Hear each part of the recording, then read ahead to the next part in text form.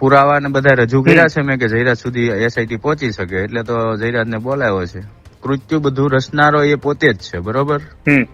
આરોપ નહીં, એનું નામ હું એફઆઈઆર માં લખાવવા પણ માંગતો હતો ત્યારે એ મેડમે નથી લખ્યું, બરોબર. બાકી ખરેખર એ આરોપી જ છે. અચ્છા, કયા મેડમ એમનું નામ નથી લખ્યું તમે લખાવવા માંગતા હતા? પીઆઈ ડાંગર.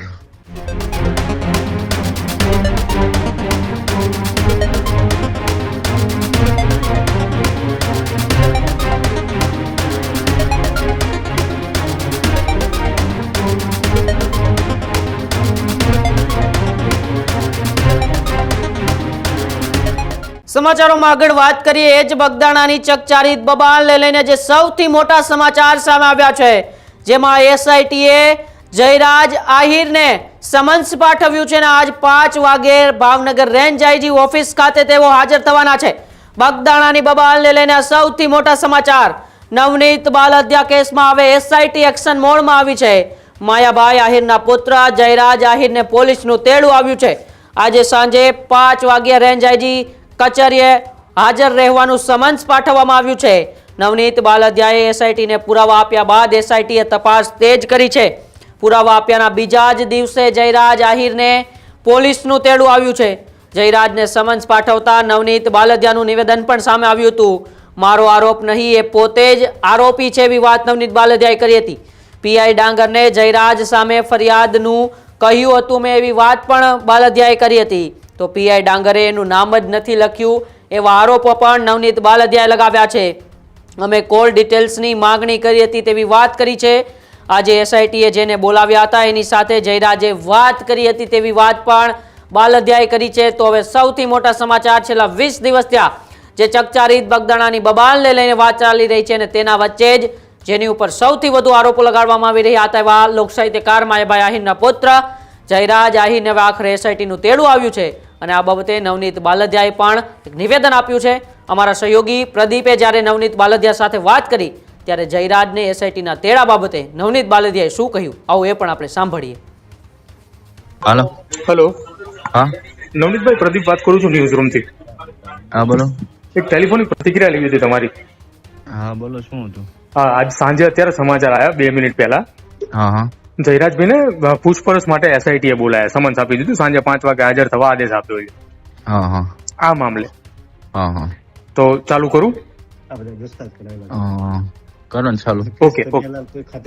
બગદાણાની બબાલને લઈને સૌથી મોટા સમાચાર સામે આવી રહ્યા છે કે જ્યાં માયાભાઈ આહિરના પુત્ર જયરાજ આહિર ઉપર જે આરોપ લગાવવામાં આવી રહ્યા હતા, જે પીડિત નવનીત બાલદિયા દ્વારા આરોપ લગાવવામાં આવ્યા હતા, તે આપણી સાથે જોડાયા છે. સીધી વાત તેમની સાથે કરીએ. નવનીતભાઈ, પહેલા તો સ્વાગત છે ન્યૂઝ રૂમમાં આપનું. જી, થેન્ક યુ. નવનીતભાઈ, શું કહેશો તમે જેના ઉપર આરોપ પહેલા દિવસથી લગાવી રહ્યા હતા, એની આજે ઘટનાને 20 દિવસ બાદ એસઆઈટીની ટીમે પૂછપરછ માટે સમન્સ આપ્યું છે અને આજે સાંજે 5 વાગે હાજર થવા માટેનું ફરમાન આપ્યું છે. આરોપની વાત ક્યાં છે? આરોપ નહીં, પણ એ આરોપી છે. કૃત્યુ બધું રચનારો એ પોતે જ છે, બરોબર. આરોપ નહીં, એનું નામ હું એફઆઈઆર માં લખાવવા પણ માંગતો હતો ત્યારે એ મેડમે નથી લખ્યું, બરોબર.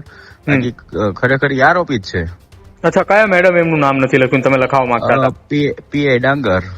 અચ્છા, તમે જયારે પહેલી વખત ફરિયાદ નોંધાવી, એની ઓડિયો ક્લિપ છે જ ને મારી પાસે. મેં પેલા એને બધું હકીકત જણાવેલી જ છે, પણ એને લખ્યું નથી એનું નામ. અચ્છા, એટલે તમને એવું લાગી રહ્યું છે કે શંકાના દાયરાની અંદર જે પીઆઈ ડીવી ડાંગર છે એ પણ આ ભૂમિકાની અંદર છે? હા, આખો કેસ જ એ બધો રફા દફા કર્યો છે ને એને. ખોટા આરોપીઓ રજૂ કર્યા છે. માનો ને કે એસઆઈટી પાસે તપાસ ગઈ પછી 3 આરોપીઓ નગર તો 8 આરોપીઓમાં બધું પૂરું કરી દીધું હતું ને પીઆઈ મેડમે.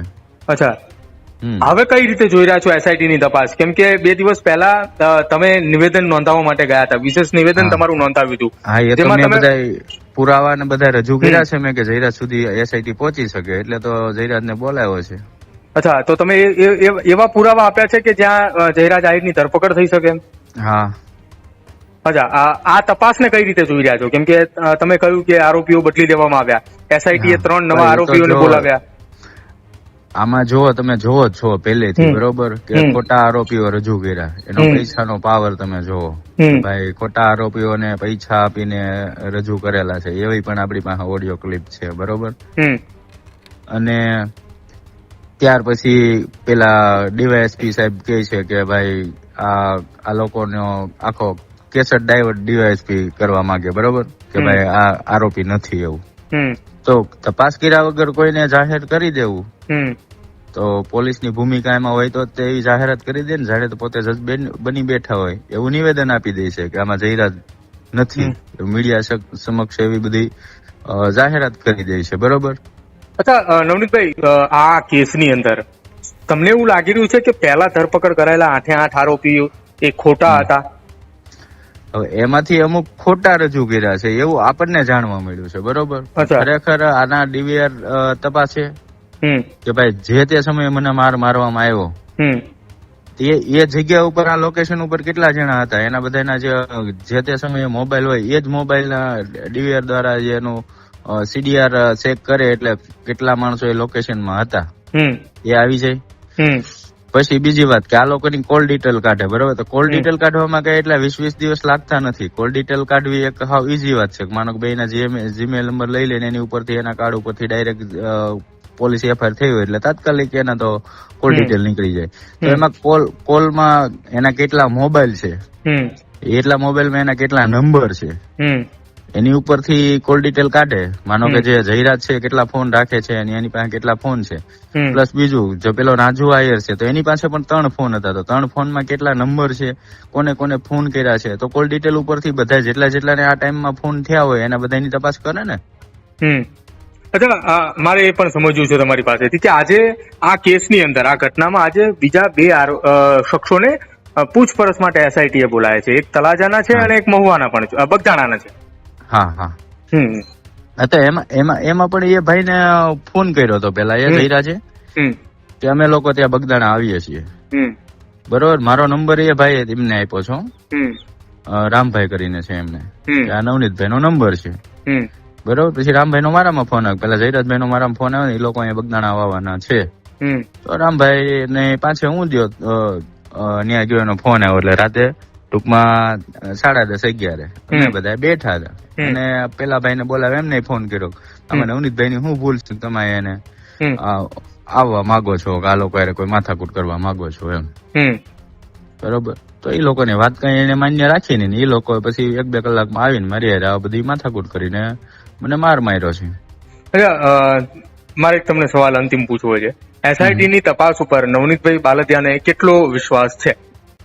જો મેં પુરાવા અને જે કઈ પહેલેથી ફરિયાદ હું લખાવું છું, બરોબર, જે કઈ વિશેષ નિવેદનમાં મેં લખાયું છે, પેલી ફરિયાદમાં મારું બરોબર લખવાનું નથી, બરોબર, જે કઈ મેં પુરાવા ને બધું આપ્યું છે એ મુજબ તપાસ કરે તો મુખ્ય આરોપી ખુલ્લેઆમ જ છે કે જયરાજ આહિર જ છે બધું ષડયંત્ર રચવામાં, બરોબર.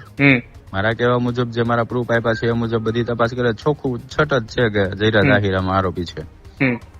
અને જો તમારા પુરાવા મુજબ કામગીરી અથવા તપાસ ના થઈ તો તમે પહેલેથી જ જો પોલીસ એને બસાવવામાં લાગી ગઈ છે, બરોબર, પ્રશાસન, તો મારું એવું કેવું છે એસઆઈટી નો આમાં કયો રોલ એ બજાવે એ તો બધી તપાસ કરે ને બધું બહાર આવે પછી જ ખબર પડે.